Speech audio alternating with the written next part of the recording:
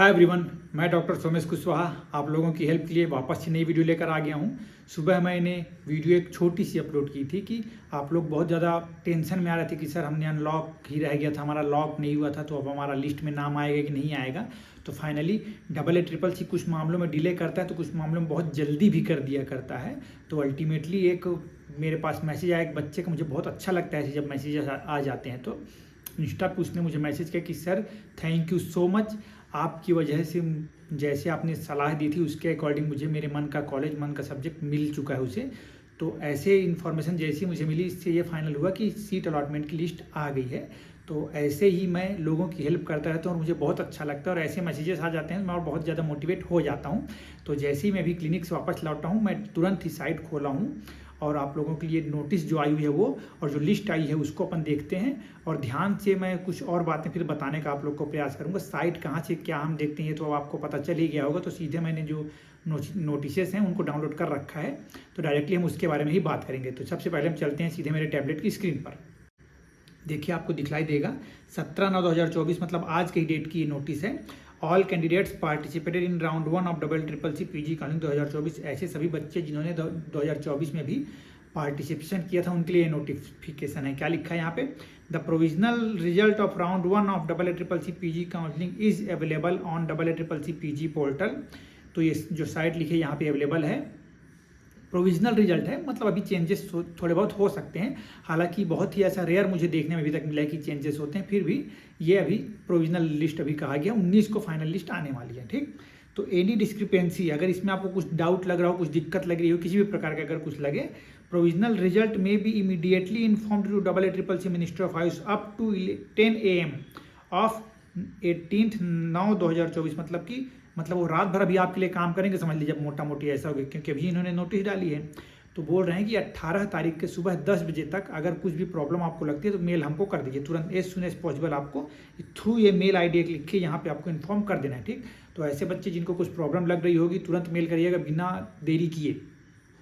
Further it is informed that the provisional result is only indicative in nature and subject to change. और आगे ये भी बता रही कि जो प्रोविजनल रिजल्ट है चेंज भी हो सकता है, हालांकि चांसेस बहुत रेयर होते हैं, बहुत कम होते हैं। कुछ ही एक आध अगर कुछ चेंज हुआ तो हुआ, नहीं तो चांस उसके बहुत नगण्य हैं। फिर भी कह रहे हैं कि ये केवल इंडिकेटिव है, फाइनल रिजल्ट अभी जल्दी आएगा, मतलब ये प्रोविजनल बदल सकता है, ऐसा इन्होंने खुद ही बता दिया। The candidates can not claim any right over the allotted seat. मतलब इसलिए आपको जो सीट अलॉट हुई है उसको एकदम ही फाइनल मान के आप कल को क्लेम नहीं कर सकते, क्योंकि फाइनल लिस्ट अभी नहीं आई है। Provisional result can not be challenge before the court of law में भी, मतलब कोर्ट में भी आप नहीं जा सकते उसको लेकर। After the declaration of final result candidates can download the provisional allotment letter from CCC PG portal. ठीक, तो आगे के जो प्रोसीजर्स हैं आपको पता ही हैं। अगर पता नहीं है तो मेरे चैनल पर जाइए, पूरी प्लेलिस्ट बनी हुई है, प्रॉपरली अच्छे से देखिए, समझिए, पूरे डाउट्स क्लियर करिए। और प्रोविजनल अलॉटमेंट लेटर लेकर आपको क्या करना है, रिपोर्ट करना है कॉलेज में। अगर आपको पसंद आ रहा है तो ठीक, तो लेटर डाउनलोड करना मत भूलिएगा। और एक खास नोटिस यहाँ पे लिखी, इसको थोड़ा सा पढ़ देता हूँ आपके लिए। Candidates who have not been allotted any seat, जो भी बच्चे भी पार्टिसिपेशन किए थे राउंड 1 में पर उनको सीट नहीं मिली है, मान लीजिए आपका रैंक बहुत पीछे था या फिर आपकी चॉइसेस आपने ऐसी कर रखी थी जो आपको अलॉट नहीं हुई इस रैंक पे, तो नहीं मिला होगा। Their rank are not reflected in the provisional result, इसलिए आपका रैंक उस लिस्ट में नहीं दिखलाई देगा जो भी मैं दिखाऊंगा आपको। ऑफ द रिस्पेक्टिव स्ट्रीम, चाहे वो किसी भी स्ट्रीम के हो, आयुर्वेद, सिद्धा, यूनानी, होम्योपैथी, किसी में भी अपडेटेड हो आप। इसका मीन्स ये है कि आपको अगर आपका रोल नंबर दिखाई नहीं दे, मतलब कि आपको सीट अभी अलॉट नहीं हुई है, सिंपल लैंग्वेज में। अब हम वो नोटिस को देख लेते हैं, PDF जो अलॉट हुआ, प्रोविजनल लिस्ट जो आई है वो हम देखते हैं जल्दी से। उसमें क्या समझाने लायक बातें मैं जो आपको बतलाना चाह रहा हूँ, चलिए देखते हैं। तो ऐसा करके एक PDF है, डायरेक्टली आप इसको डाउनलोड कर लीजिएगा। चाहे तो मेरे Telegram channel doctor Somesh Kushwaha से भी आपको इजीली अवेलेबल हो जाएगा। अभी मैं इसको वीडियो बनाने के बाद इसको डाल दूंगा वहाँ पे, तो जब तक ये वीडियो आपको मिलेगी तब तक ये प्रोविजनल वाला जो लिस्ट है ये भी आपको मेरे चैनल पर मिलने लग जाएगा। इसमें क्या क्या बातें इसको हम पहले समझ लेते हैं, ताकि हर बार आप मुझसे पूछे नहीं कि किसका क्या मतलब है। थोड़ा सा अच्छे से धैर्यवान होकर बैठिएगा, मैं कोशिश करता हूँ कि समझा पाऊँ कुछ बातें आपको। प्रोविजनल आयुर्वेदा, सिद्धा, यूनानी सीट अलॉटमेंट 2024 ऐसा करके लिखा है, राउंड 1 का प्रोविजनल लिस्ट है। ठीक है ना, फाइनल थोड़ा बहुत चेंजेस भले ही हो सकते हैं। तो यहाँ पे देखिए, सबसे पहली बात, बहुत बहुत बधाई जिनका रैंक 1 है। पहले मैं ऊपर का हेडिंग को पढ़ देता हूँ। चलिए, पहले कॉलम पे सीरियल नंबर लिखा है, उससे हमको कोई खास मतलब नहीं है, सीरियल नंबर है वो, ठीक, वो रैंक नहीं है। उसके बाद में रैंक है, उसको आपको जरूर देखना है कि कौन कौन से रैंक वाले बच्चों को सीट अलॉट हुई है इस राउंड में, कौन कौन से रैंक तक के बच्चों को सीट नहीं मिली है। ये सब चीज़ें आप यहाँ से देख पाएंगे, आपका रैंक वहाँ पे फंस रहा था नहीं फंस रहा था, या थोड़ा सा आप आइडिया लगा पाएंगे। ठीक, आफ्टर दैट अलॉटेड कोटा, किस कोटा के तहत उन्होंने अप्लाई किया था तो अलॉट हुआ है, वो सब बातें यहाँ पे मेंशन है। आफ्टर दैट कौन सा इंस्टीट्यूट अलॉट हुआ है, फिर कौन से सब्जेक्ट में, कोर्स मतलब कि कौन सा सब्जेक्ट डेफिनेटली हम कहा जाए, अगर एमडी आयुर्वेद की हम बात करें तो इसमें सब्जेक्ट्स बहुत सारे होते हैं, 14 सब्जेक्ट्स हैं हमारे, तो वो सब बातें यहाँ पे हैं। फिर अलॉटेड कैटेगरी मतलब कि कौन सी कैटेगरी का सीट आपको अलॉट हुआ है, ठीक है ना। और उसके बाद कैंडिडेट्स कैटेगरी, उस कैंडिडेट का कैटेगरी कौन सा था वो भी इंपॉर्टेंट है यहाँ पे। फिर नेक्स्ट रिमार्क, अगर कुछ चीज़ें रिमार्क में वो अपन देखेंगे। अब मैं सबसे पहले बधाई दे दूंगा रैंक 1 वालों को जिन्होंने सेंट्रल यूनिवर्सिटी में इन्होंने सीट लिया है। कहाँ पे, BHU, फैकल्टी ऑफ आयुर्वेद दिख गया, मतलब कि BHU का कॉलेज है। शल्य सब्जेक्ट मतलब कि प्रायोरिटी इन्होंने अपनी शल्य रखी थी, मतलब इस साल का जो AIA PG 2024 वाले जो टॉपर बच्चे हैं उन्होंने शल्य लिया है BHU में। उनकी कैटेगरी क्या थी, कैंडिडेट की कैटेगरी EWS थी, पर उन्होंने सीट कौन सी कैटेगरी से उनको अलॉट हुई है, ओपन कैटेगरी की सीट उनको शल्य में मिल गई है, BHU की अलॉटेड लिखा हुआ है। बहुत बहुत बधाइयाँ आपको, आपके मन का आपकी मेहनत रंग लाई है, और आपके फैमिली आपके टीचर्स बहुत प्राउड फील कर रहे होंगे आपको, पर मुझे भी बड़ा अच्छा लग रहा है ये देख कर। नेक्स्ट हम देखेंगे सेकेंड रैंक वाले, मतलब कि फर्स्ट बात सीधे सेकेंड रैंक वाले ने भी सीट में मतलब काउंसलिंग में पार्टिसिपेट किया है। और जामनगर में ITRA मतलब institute of teaching and research इन आयुर्वेदा, जामनगर में शल्य, सेम इनका भी कैटेगरी, मतलब कोइंसिडेंट ही है ये कि दोनों जो टॉपर्स हैं उनके पास EWS की कैटेगरी है, फिर भी उन्होंने ओपन कैटेगरी से सीट ली हुई है यहाँ पे शल्य तंत्र, दोनों के दोनों ने ही शल्य लिया है। एक और पॉइंट यहाँ देखिए, थर्ड नंबर देखिए, ये भी बड़ा इंटरेस्टिंग है। BHU में ही लिया है, शल्य लिया है, SC कैटेगरी का बच्चा था, ओपन कैटेगरी से उसने सीट ली है शल्य। बहुत बहुत कॉन्ग्रेचुलेसन, मतलब इस साल शल्य थोड़ा सा ज़्यादा डिमांड अभी बढ़ गया शल्य का, है ना। तो इसीलिए मैं हमेशा बतलाता हूँ कि सब्जेक्ट क्या मिलेगा क्या नहीं, वो बच्चों के ऊपर डिपेंड करता है कि आपके ऊपर वाले बच्चे क्या डिमांड चाह रहे हैं। जैसे कि देखिए, इनकी कैटेगरी EWS थी, इनको शल्य चाहिए था, ओपन कैटेगरी से इनको अलॉट हो गया। इनकी कैटेगरी SC थी, इनको भी शल्य चाहिए था, ओपन कैटेगरी में था, इनको अलॉट हो गया। ऐसे करके चेंजेस आते हैं। आफ्टर दैट हम देखें फोर्थ रैंक वाले को पंचकर्म अलॉट हुआ है अय्या में, OBC कैंडिडेट है ये, ओपन कैटेगरी से इन्होंने सीट ली है, अलॉट हो गई इनको, ठीक है। आफ्टर दैट सेम मतलब कि शल्य के बाद पंचकर्म का डिमांड यहाँ पे बढ़ गया। आफ्टर दैट काया चिकित्सा आ गया, फिफ्थ रैंक वाले को जनरल सही थे, इनको ओपन कैटेगरी से सीट मिली है, ठीक है। अब ऐसे देखते चलें, थोड़ा सा मैं नीचे आता हूँ, सेवन्थ रैंक वाले के बारे में मुझे आपसे बात करनी है। देखिए मैं इसको रेट से करता हूँ, देखिए सेवन्थ रैंक में government Ayurveda college Nanded, government Ayurveda college Nanded लिया है इन्होंने, प्रसूति एवं स्त्री रोग, इनकी कैटेगरी EWS है, और अलॉटेड कैटेगरी भी EWS है, अलॉटेड। इनको अपने मतलब सब्जेक्ट चाहिए था गायनी मुझे लगता है, और EWS कैटेगरी से इन्होंने थोड़ा सा कोशिश किया होगा आफ्टर, इसलिए, या फिर ये यहीं के भी हो सकते हैं, मुझे नहीं पता इनका क्या रीज़न है कि इन्होंने स्टेट का कॉलेज ऑप्ट किया। नहीं तो इस रैंक पर तो इनको आराम से मतलब सेंट्रल यूनिवर्सिटीज़ में भी सीट अलॉट हो सकती थी इनके मन के सब्जेक्ट की, पर ठीक है, इनकी जो इंटरेस्ट रहा हो। एट्थ रैंक वाले को देखिए, इनके पास भी EWS कैटेगरी थी, ओपन की सीट इन्होंने ली है प्रसूति तंत्र स्त्री रोग की जामनगर में, अलॉटेड, ठीक है। तो ऐसा नहीं होता कि सेंट्रल टॉप लोग सेंट्रल ही लेते हैं, सबका अपना मन का चॉइस भी होता है। तो इनका कारण मुझे नहीं पता, बट अभी देखकर मैं इतनी बतला सकता हूँ कि उनका मन था, इन्होंने स्टेट का अपने कॉलेज लिया, इनका मन था इनको सेंट्रल कॉलेज मिला। मतलब कि प्रसूति इस बार सेवन्थ रैंक से ओपन हुई है, सेवन्थ रैंक वाले ने स्टेट का कॉलेज लिया है अपना, और एट्थ रैंक वाले ने जामनगर मतलब सेंट्रल इंस्टीट्यूट जो हमारा है वहाँ से लिया है। फिर नाइन्थ, 7, 8, 9, जैसे कि 1, 2, 3 शल्य थे, वैसे 7, 8, 9 वाले प्रसूति में आ गए हैं। SC PWD का इनके पास कैटेगरी थी, और ये ओपन से इन्होंने सीट ली है प्रसूति तंत्र की अय्या में, कॉन्ग्रेचुलेसन आपको। फिर 10th रैंक वाले को देखिए, इन्होंने अय्या में शल्य लिया है, OBC कैंडिडेट है, ओपन कैटेगरी से अलॉट हुई है इनको। तो डिमांडिंग सब्जेक्ट आप देख पा रहे हैं शल्य, फिर उसके बाद एक बच्चे ने पंचकर्म लिया, उसका पर्सनल प्रेफरेंस हो रहा होगा। आफ्टर दैट काया चिकित्सा, फिर एक शालाक के भेज को मैं बताना भूल गया आपको। 6th रैंक वाले में BHU में शालाक के, जो बच्चे शालाक के थोड़ा सा कम आंकते हैं उनके लिए मैं बतला दूँ, देखिए टॉप 5 6th नंबर के बच्चे ने ले लिया इसको, ठीक है। इस प्रकार से आप देखते चले जाएंगे तो आपको सीट अलॉटमेंट यहाँ पे डिस्ट्रीब्यूशन दिखलाई देगा। इसलिए मैं बोला करता हूँ कि आपकी कैटेगरी क्या है, सीट की कैटेगरी क्या है, जैसे कि सीट मैट्रिक्स आई थी उसकी, ये सब को देखकर हमको निर्णय करना पड़ता है कि क्या सीट मिल सकता है क्या नहीं। और मैं ऐसे ही पिछले 3-4 सालों से काउंसलिंग में आप जैसे सभी बच्चों की हेल्प करता जा रहा हूँ, तो कुछ थोड़ा बहुत जो अनुभव मेरे पास आ गया है, उसी के आधार पर मैं आप लोग को सलाह देने का प्रयास करता हूँ। वो 100% जजमेंट नहीं होती है कि वो आपको मिल ही जाएगी या नहीं मिलेगी, मैं बस एक जेन्युइन सलाह देने का प्रयास करता हूँ, वही मेरी एक अप्रोच होती है। तो अगर किसी से इसको इससे फ़ायदा होता है तो बहुत अच्छी बात है, बट अल्टीमेटली ब्लाइंडली मेरे ऊपर ट्रस्ट मत कर लीजिएगा। मैं नहीं तो कई बार लोग मुझे गाली भी देते हैं उसके लिए।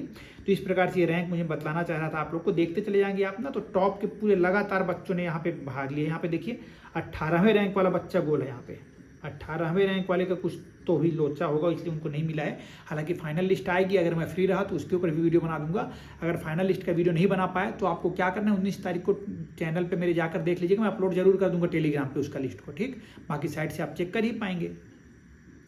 आप समझ गए होंगे कि सीट अलॉटमेंट में किस किस चीज़ का इंपॉर्टेंट फैक्टर होता है, क्या क्या चीज़ें अपने को ध्यान रखनी पड़ती है। ये देखिए, अब इनमें से जो बच्चे हैं ये लोग चाहे तो जिनको सीट अलॉट हुई है, बेसिकली मैं बात कर दूं तो जो आपके मन में डाउट है, तो अब अलॉट हुई है सीट, अब आपके पास क्या ऑप्शंस हो जाएंगे। अब जो टॉपर है वो तो नहीं छोड़ेंगे, फिर भी मैं आपको बता रहा हूँ आइडिया के लिए कि अगर आपको जैसे कि छोड़ना है, कॉलेज पसंद नहीं आ रहा आपको, तो कॉलेज में रिपोर्ट करने की आवश्यकता नहीं है। जहाँ पे आपको जाना है वहाँ नहीं जाएंगे तो वो आपके लिए फ्री एग्जिट है, मतलब आपकी पेनाल्टी आपको नहीं लगेगी, सिक्योरिटी मनी सेफ है, और आगे का जो नेक्स्ट राउंड है उसमें आप पार्टिसिपेशन के लिए एलिजिबल हैं।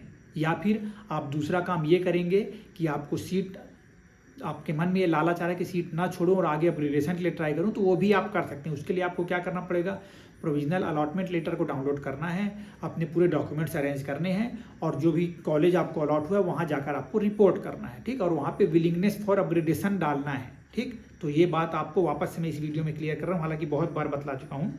देखते चले जाएंगे हम। तो सेंट्रल और बीच बीच में कुछ कुछ आपको ना, जैसे देखिए 54th रैंक में हमारे कॉलेज का नाम दिख गया मुझे, बड़ा अच्छा लगता है जब मुझे मेरे कॉलेज का नाम दिख जाता है तो मैं बड़ा खुश हो जाता हूँ।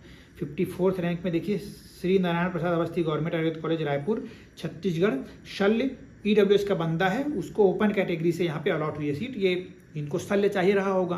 अब इन्होंने देखा कि मेरी रैंक 54 है यार, तो सेंट्रल में मेरे को मिल पाए ना मिल पाए, इन्होंने अपनी प्रेफरेंस लिस्ट में इस कॉलेज का भी नाम रख दिया था, क्योंकि यहाँ पे स्टाइफन काफ़ी ज़्यादा भी बढ़ी हुई है। मैंने इसके ऊपर एक टेलीग्राम में इसका ऑफिशियल पोस्ट भी डाल रखा है, आप लोगों ने अगर नहीं देखा तो उसको जाकर आप देख सकते हैं। तो 54th रैंक वाले को शल्य अलॉट हो गया यहाँ पे हमारे मतलब कि हमारे कॉलेज में। और उसके अलावा बीच में और 2-3 कॉलेजेस हैं ऊपर में।